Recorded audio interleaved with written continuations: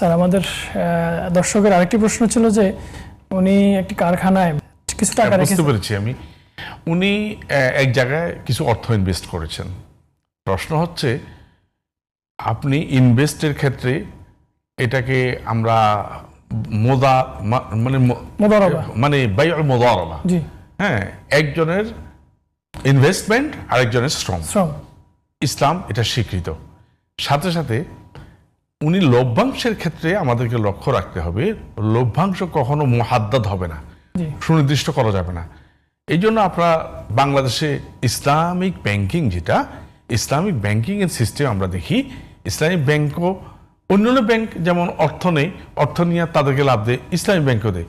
তাদের পার্থক্য কোন জায়গায়? ইসলামী ব্যাংকিং সিস্টেম হচ্ছে মানে PLS সিস্টেম, অর্থাৎ প্রফিট অ্যান্ড লস শেয়ারিং।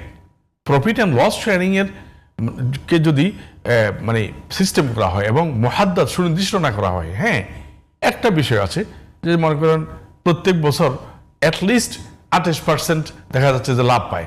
এখন ব্যাংকের সাথে কমিটমেন্ট থাকলো যে আপনাকে আমি আমার সার্ভিসের জন্য 5% কেটে আপনাকে আমি 5% দেবো, এগুলো জায়েজ। এক্ষেত্রে ওই ভাই, প্রশ্নকর্তা ভাইকে বলবো যে সুনির্দিষ্ট নয়, তার সাথে আপনার লেনদেন থাকবে মানে প্রফিট এবং লস শেয়ারের। এই হিসাবে যদি আপনি ইনভেস্টমেন্ট করেন, সেই ইনভেস্টমেন্টে বেনিফিশিয়ারি হওয়া, বেনিফিট নেওয়া, লাভ নেওয়া কোনো ক্ষতি নেই। জি স্যার, ধন্যবাদ।